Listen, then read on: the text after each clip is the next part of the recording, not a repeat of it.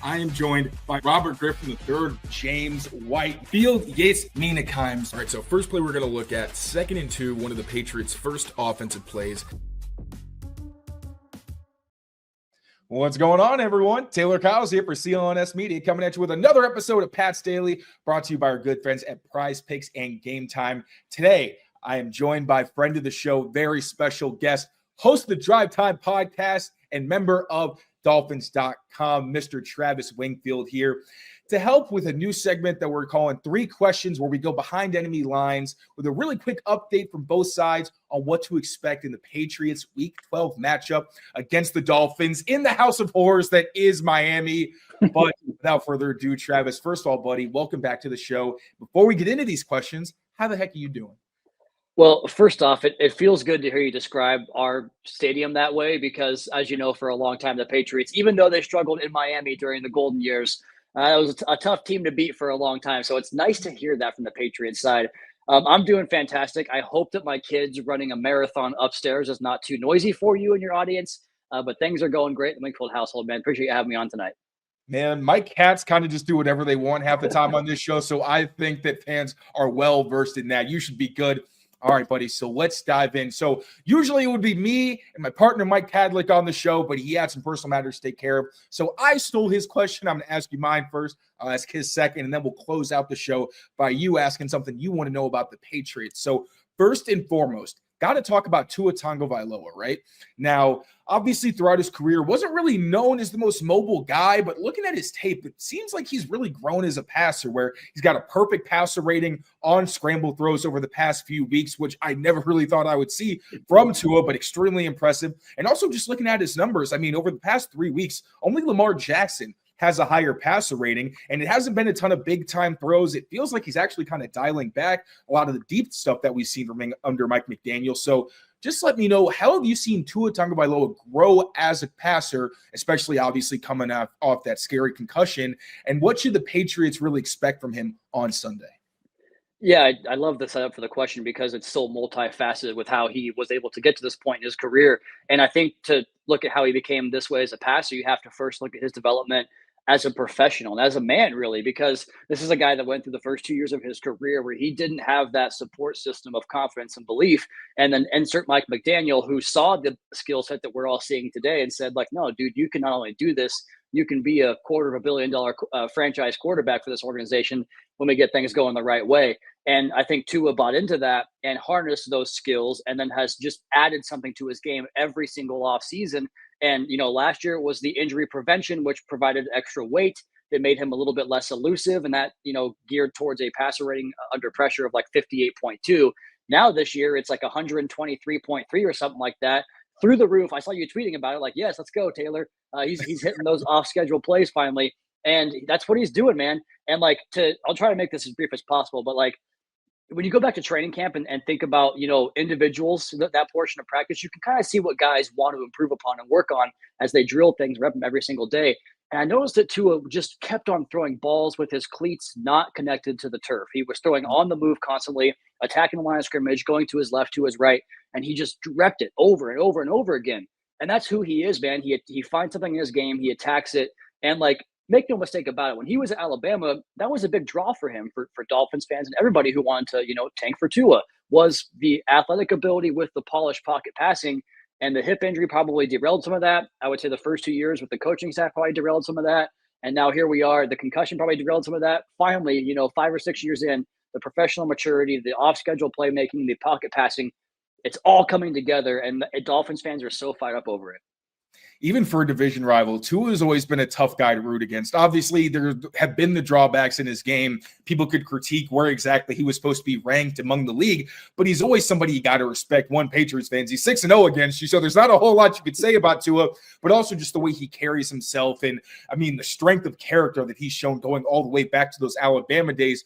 Really cool to see his evolution as a passer. Just hope Drake Maye is finally going to be able to do enough to push the Patriots past him and maybe overcome the hump of both Tua and their issues in Miami. But speaking of Drake Maye, it's been pretty incredible to watch, especially in real time, how he's grown. The first few starts that he had, you saw the arm talent, you saw the athleticism and the scrambling ability, and he led the Patriots in rushing in all of his full starts. But then as teams started to rush him with more discipline, they started to play more too high shells and say, you know what, you're not throwing over our heads. You've seen him mature, show how he's grown as a passer in terms of accuracy consistently, especially underneath, but also saying, I'll take what you give me. I don't need to throw into bad windows or anything like you see from a lot of young players when you take away what they're really good at. But at the same time, getting after him is going to be key. Now, the Patriots don't have a great offensive line, but knowing that Drake Maye is somebody with that ability to make big plays if you let him out of the pocket, how can this Dolphins defense affect him while also making sure that they keep him in the pocket, especially with like Chop Robinson? I think over the past few weeks, he's like number 1 in pass rush win rate. Oh my gosh, I hate saying that stat out loud. I know. Win rate. I would literally pay someone $40 just to try to say that 10 times because $40 is all I got to offer. But he's great in that respect, and pressure rate, I believe he's second right now. So he's been doing great. Can never count out Zach Sealer and Calais Campbell. So what are you seeing, and what do you think the plan is going to be for the pass rush? I know Anthony Weaver mentioned you want to kind of get him going one direction, which sounded to me like I think they're going to try to get him scrambling left a little bit if they can help it. So first off, no one gets pass rush win rate right unless they slow it down like I just did phonetically. The only way you can do that, and for you to bounce back, is a test of your character, because what do they always say? It's not about when you fall, it's about the bounce back. And you kept rolling just perfectly right there, my friend. So that was brilliant. And then my question for you is actually going to be about Drake Maye, but you kind of covered it there, because I'm just quarterback plays. I mean, it drives the league. It's what attracts all of us to the game in the first place. And I'm just so fascinated by his development, because watching him play, like those first couple of starts, like I'm looking at the Jacksonville tape, and like his feet were kind of wonky, where he would put himself in bad situations. He would overstride and, take himself into, not advantageous places in the pocket. But like that's already cleaning up. And what was like 5 starts in already? It's pretty wild to see that. So as far as the Dolphins plan to get after him, I do think, every quarterback hates interior pressure, right? The Tom Brady trope. Oh, good pressure up the middle, you'll shut down the GOAT. Yeah, how'd that work for anybody that tried it for 20 years? But that's every quarterback hates that, obviously, because that's where you want to, be able to drive up in the pocket and keep your eyes downfield. And that's where the Dolphins' pressure is really best right now. I think where Chop is getting some advantage is because of the play of Sealer and Campbell, man. And Zach Sealer, I don't know if people still underrate him. I don't hear about him a lot nationally. I think he's one of the best players in the entire league, regardless of position, because of his strength. He has enough quickness in a phone booth, his secondary moves, his pass rush arsenal, his length. He's so long. And once he gets those strong vines on you, he's really tough to deal with. And I think we saw that in the game back in week 5 was those guys' ability to collapse the interior was made life tough on Jacoby Brissett. And that's kind of where I'd start with Drake Maye. And I love the point about the Weaver comment, because Weaver's been awesome. I think he's going to be a future head coach in this league. I hope we get him for at least one more year down here to keep building this defense to what he's done so far. But they love the sim pressures, Taylor. I know you know that. And their ability to get to those looks and, confuse an offensive line, especially one that has, I know Ben Brown's been playing for a few weeks now, but he's still pretty green as far as the center position goes. Their ability to confuse a young battery in the middle with those sim pressures and get those overloads and get those free runs. And, when you get the free run, you want to have a hot answer to it. If you can kind of flood a defensive lineman back into that hook zone or that coverage area, that's when I think a young quarterback's head can get swimming. So I thought the Dolphins played very vanilla last week against the Raiders and Gardner Minshew. I think that you could argue that would be a good approach in this game just because of the eligibles of the Patriots and the offensive line for that matter.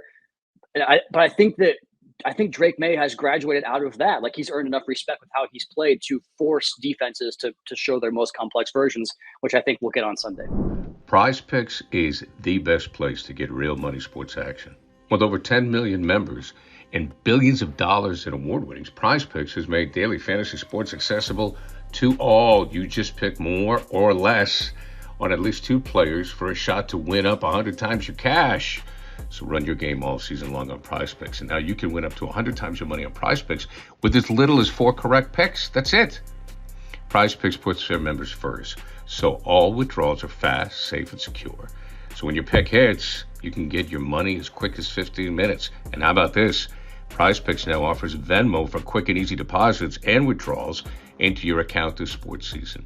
Sign up today and get $50 instantly when you play $5. You don't even need to win to receive the $50 bonus. It's guaranteed. Cook up hot takes with your friends and win real money this football season when you and your crew run your game on Prize Picks. Download the app today and use code CLNS to get $50 instantly after you play your first $5 lineup. Download the app today and use the code CLNS to get $50 instantly after you play your first $5 lineup. Prize Picks, run your game. And the funny thing is, the Rams are the first defense that really kind of threw a lot at him, where you saw the simulated pressures, the overload pressures. I think he literally saw the first snap of cover zero in his NFL career, outside of obviously like the 5-yard line against the Rams. I haven't loved the Patriots' plans against cover zero looks, to be totally honest. So I'm curious if the Dolphins test him and say, hey, he didn't know what to do the first time he saw it. Is he going to be able to bounce back? But against a lot of the blitz looks outside of that, his ability to find that hot answer and quickly, where he's not panicking. He said there's plays where he's saying, oh, I'm getting pressure on the inside that we can't block up because we don't have the guys. I'm going backside to Kayshon Boutte, or the play that's going around the internet where you have the safety coming downhill. And he's saying, all right, let me just move in the pocket and then throw to Pop once he gets in that second window. Obviously, he makes it tough, but at the same time, when you get pressure on any of these guys consistently, even Drake Maye at his best, it can create some kind of adverse effect. And I'm going to cheat a little bit here because you mentioned Anthony Weaver. I've been so impressed by the Dolphins. They're not giving up a lot of big plays in the run or the pass. And obviously that whole McDonald coaching tree, man, what they bring to these defenses and their teaching ability seems to be phenomenal. What has really been the key from especially that back end where they're really not letting offenses score very many points or generate a lot of explosives? Yeah, it's funny because when I was, doing my initial study on what that defense might look like, and it was hard to branch together because you had, like you mentioned, Mike McDonald, you get Denard Wilson going off to Tennessee, Mike goes to Seattle, Weaver comes down here, and I forget the fourth. I guess Zach Orr staying in Baltimore, right? Mm-hmm. So I was trying to figure out how all these influences will come together to impact what the Weaver defense might look like. And through all that, I kept hearing about the positionless nature of the front seven to be able to operate this, 55 deep menu of pass rush games up front. And I was like, okay, that tracks. But now I'm watching the Dolphins defense and the secondary takes on that mold. And I don't think we'll see Kendall Fuller on Sunday, which takes a lot away from that because Fuller, as you know, Taylor, was like an elite slot cornerback who then like just pivoted to the perimeter, like middle of his career and became one of the best guys out there. And now he does all that stuff. And Ramsey, as you know, can play literally any position on a football field and excel at it. So those two guys kind of set the pace for their ability to be flexible. But then Kader Kohu inside has inside-outside flexibility, and they'll invert those guys. They'll insert Ramsey as a nickel, a blitz from the nickel position. They'll bring Javon Holland down to, match up on Hunter Henry or cover the slot, cover Pop Douglas or wheel into the post or rush the seat. Like they do everything. All these guys do. And I would say the one guy that doesn't really fit that mold right now is Jordan Poyer, but the other group of that secondary has been really good about being able to disguise their looks because they can do so many multiple things. And it's not just Ramsey and Fuller that's at the table for that. It's the other guys that can also be flexible that allows them that ultimate versatility in the back end. That sounds like the Patriots defense, honestly. Right. For a multitude of reasons. But yeah, you move people all over the place. You got corners playing in those inverted coverages when you want to play like mint, and there is a little bit of everything you can do to throw people off. Even for me, watching the Patriots defense, because they had so many new players, sometimes I'm just like, this is so frustrating to figure out what they're doing. I even heard from like Barth and Mike Kadlick and Del Pettis, they were like, yeah, sometimes I'll just be like, hey, I don't really know what to do here. Do you want to switch assignments? Like literally in the middle of the play, they'll be like, all right, yeah, I'll do this. So I always love defenses like that, and obviously tough for any opponent. So now, buddy, it's your turn. Before we close out, what's your question about the Patriots, offense, defense, whatever? I will do my best to answer. Yeah, so it is. I pivoted off the Drake Maye question, and this was the other one that I had pressing, so we're good that we were covered there. And we talked about it on Drive Time a little bit in HQ when you did my show earlier this week about the difference between, Gerard Mayo, or going from Bill Belichick to Gerard Mayo as far as the defense, and DeMarcus Covington. Like, if there was one or two defining traits that make it different, if there's not, that's okay too. But what is the one or two main defining traits and the difference between the defense going from Belichick to the current regime? So earlier, they were trying a lot of the Mike McDaniel tree stuff. And even players were saying where they use a lot of cover two, but you don't exactly know who's dropping, where the guy in the slot could be in the deep half, or the corner and the safety can literally switch alignments. So you're not totally sure what you're seeing. But then you also started to see they were getting burned, right? There were some miscommunications. Guys weren't executing their assignments the right way. And I think smartly, they started to lean away from that a little bit more and didn't try to get inside guys' heads, especially veterans. Like Geno Smith picked him apart when they were doing a lot of that. But the biggest schematic change I've seen, and a lot of this had to do with personnel, and I kind of like that they were even willing to do it, was way more base defense on those early downs as opposed to their big nickel. Now, earlier in the season, especially against the West Coast schemes, as you saw, obviously, with the Dolphins, that was one of the prime examples. When you ran at Keion White when he was lined up inside, sometimes Jelani Tavai is the edge, and especially Raekwon McMillan, they were just getting killed because Keion White was getting moved. A lot of the times, Jelani Tavai is good on the edge, but the Dolphins love getting two bodies on him and just basically trying to stretch the play out as long as possible. He struggles there, and then Raekwon McMillan just couldn't work at the point of attack. What they started to do, and also Marte Mapu, I think he got pancaked like 7 times in that game because they tried to use him as linebacker. And I've been saying for 2 years, like, please, he is so talented, but if you put him in the box, it's not going to be pretty. What they've done instead is they have Jelani Tavai as the middle linebacker. They cut Raekwon McMillan because, great guy, but really a move I felt like they had to make. They got healthier at linebacker, so we see Christian Ellis and Sione Takitaki rotate there. And Keion White on the edge. Instead of trying to get that pass rush, fake defensive end, where it's Dietrich Wise or Keion White, where they're more pass rushers than run blockers, but they can get moved by doubles. They have 2 big bodies on the inside of those odd fronts, and Keion White's been much more consistent on the edge. That's really been a pretty significant adjustment. They got burned at times last week by the Rams because they said, all right, we're just going to throw on you. They exploited Christian Ellis with bad eye to sprint for a touchdown. Jonathan Jones got picked on a few times off play action passes and blitzes. So definitely some things they got to improve. It's going to be curious to see how they match against the speed of the Dolphins. But that's really been the biggest thing. And for a defense that doesn't get a lot of credit for adjusting, I do feel like they've been mixing and matching personnel. They've moved on from guys like Marco Wilson got cut because he struggled last week. And a lot of adaptability, not as effective necessarily as Belichick, who obviously was so good at that kind of thing. But there's one, obviously, again, Ben Moore base. And I think a lot of the willingness to say, hey, we don't really have an identity outside of we're very good at man coverage. Anything else, we're going to try and see what works and be malleable as a young staff that obviously has a lot of room to grow. 'Tis the most wonderful time of the year. Yes, the NBA season, folks. It is the best. Look, the NFL is great. I understand. But if you're looking into star power, celebrity, entertainment, it's the NBA. There's no doubt about it. And my Celtics, I'm looking for them to defend. We need a new dynasty in the NBA. We need one, okay? And I think this Celtic group can do it. I know the Celtic group can do it. And you know who else, from what I understand, is a Celtic fan? Is Hugh Jackman. Yes, Wolverine himself, the greatest showman, Hugh Jackman is a big Celtic fan. And if you're like us and you want to check out the Celtics or maybe any other team that happens to be coming to town to try to knock off the kings of the NBA, the Celtics, make sure you go to Game Time. Download the Game Time app. Now, Game Time, and you can get your Celtics tickets there. It's really easy to do. Game Time has a new feature called Game Time Picks that makes getting tickets to see your favorite teams play live even easier because Game Time Picks filters out the fluff, right, to show you incredible deals and great seats so you don't have to waste time searching through thousands of tickets. Like when I go to my Game Time app, it says Celtics game right there. Boom, pops up, how much the price is. I'm ready to go. It's as simple as that. They have super deals. They're as good as it gets. Check it out on the Game Time app. And again, I can't emphasize how easy it is, even for an idiot like me. You download the app. It's got a G on it for Game Time. You just click it on. You can designate where you want to go, what you want to do. You can, favorite your games and your cities and so forth. And it pops up on the screen. You click it on, and there you go. And you're off and running. It's as simple as that. They also have curated deals that make it easy to find best prices and great seats. They have the super deal. And I love this part. You know the view of your seats before you buy them. You know what you're getting. And it has the lowest price guarantee, event cancellation protection, job loss protection, and so much more. So, Game Time Picks. Curation makes it easier to save more on concerts, comedy, theater, sports. Oh, speaking of concerts, Coldplay coming to Gillette Stadium in July of 2025. Tickets are already up on Game Time. Not bad either. Not bad at all. And the Jingle Ball Kiss, the iHeart Jingle Ball at the Garden, you can get tickets on that too. And they always have big stars around Christmas time. So all-in pricing, toggling, they call it toggling.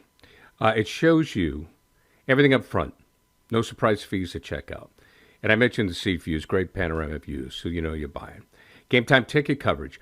Your purchase is covered with the most flexible customer service policy in the ticketing industry. So take the guesswork out of buying tickets with Game Time Picks. Download the Game Time app, create an account. Use code CLNS for $20 off your first purchase. Terms apply. Again, create an account and redeem the code CLNS for $20 off. Download Game Time today. What time is it? It's game time. Yeah, that's the 101, the full rundown for me. I appreciate that. And I was curious because it seems like so many times this year when the Dolphins have an opponent, the previous week, that team either played a team that has either the same offensive system as the Dolphins or the same defensive system. And I'm curious to see how playing the Rams last week and some of the same core concepts might translate for the Patriots this week. Absolutely. And I'm curious. So you've been watching the Patriots for a long time. When you were watching the tape, what did you see as the biggest differences from the Belichick regime? Now, really, it is Covington because Gerard Mayo is more of a CEO type. He's really just given the reins to DeMarcus Covington. Yeah, I mean, to your point, like the ability to be so flexible and malleable with some of those key positions, like Jelani Tavai, reading stories about him from last year when he kind of, resurrected his career with under Belichick, and that, do you think it's apt to say that it's like almost comparable to Dante Hightower? Not just because Dante Hightower and what he did in Super Bowls, like I don't really do that for anybody, but it definitely is something like that where people were calling Hightower a bust in his first couple of years. Then it felt like everything clicked. He started to get put in better positions, and then you definitely saw some growth. So not quite the same kind of trajectory, but a very similar kind of situation. Yeah, like with how they were, their usage at least, right, in terms of Sure. kind of because Hightower's ability to play off the ball and on the edge was just so crazy to me. And that was the entire Patriots makeup of their defense. But honestly, man, I think you kind of nailed it. I mean, I was trying to see if it was going to be a lot more, press man on the outside because I just kind of was, one of the hallmarks of the Belichick defense for so long was the ability to disrupt the timing and whatnot.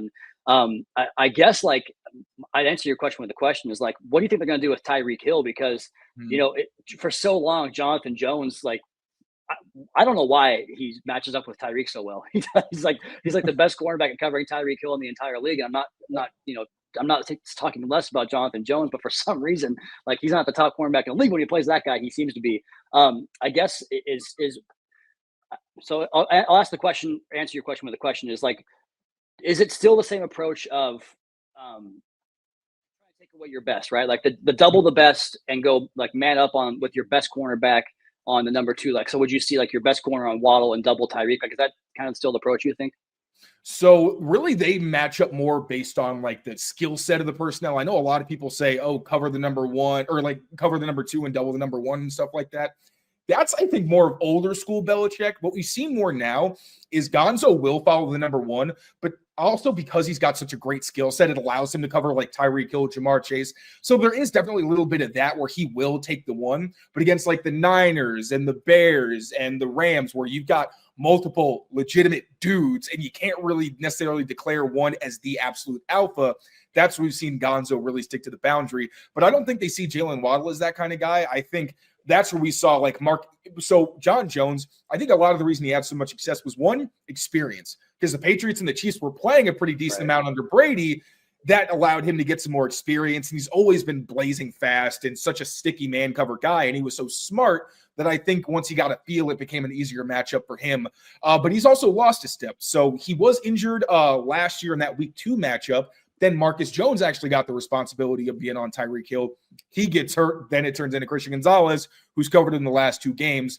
Gerard Mayo, though, did mention that sometimes switching up personnel and matchups can be helpful to kind of throw things off, where obviously if McDaniel's saying, oh, they're going to shadow Tyreek, if Marcus Jones is that guy, I don't know if it's just like, oh my God, our game plan's ruined necessarily, but it's just something that kind of makes you think. So I'm curious to see as well, but if it was my plan, I would say Marcus Jones on Jalen Waddle. I think that's a great matchup. Smaller, quicker, really fast guys. And then Christian Gonzalez, we saw him running stride for stride with Tyreek Hill, which is insane considering Christian Gonzalez is like 200 pounds and 6'3", which is absolutely crazy. That would be my ideal matchup, though, if it was my decision.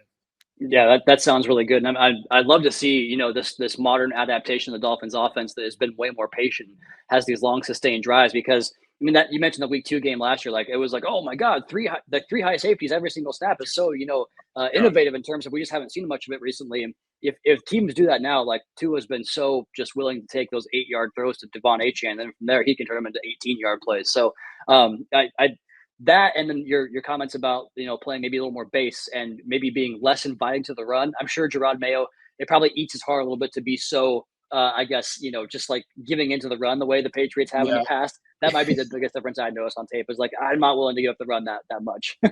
Hopefully, in the future when they get their guys back, we see it a little different because it's kind of cool seeing base because you never really get to see it. But there's also that part of me that's like, I really miss those 3 safety packages.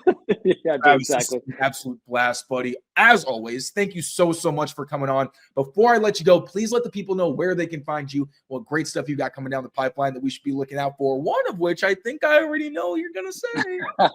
Yeah, Taylor. Well, first of all, I'm glad you're in the division, man. Actually, going to do this twice a year, so that's always fun to come on and talk with you on both platforms. Drive Time Podcast is my daily show on the Dolphins Podcast Network. And on Wednesday, Taylor joined me for that podcast. That's the full interview. And we chopped up the best of, for the Dolphins Patriots preview on Dolphins HQ. It's our YouTube show every single Thursday on the Dolphins YouTube channel. So you can find guests like Taylor. We also had Jonnu Smith after his breakout game last week on the show as well. So it's a star-studded cast. I know a lot of big names. Tayler Kyles, Jonnu Smith. They just keep coming, man. We did such a deep dive. We even got into why I have chilly bones and cannot handle the cold. Even when it's like, I'm dressed warm, that's what I got to do because I am still very much adjusting to the New England cold. But once again, Trav, thank you so much for being on as always. And thank you all as always for watching. Now take care of yourselves. Take care of each other. We will see you next time. Peace, y'all.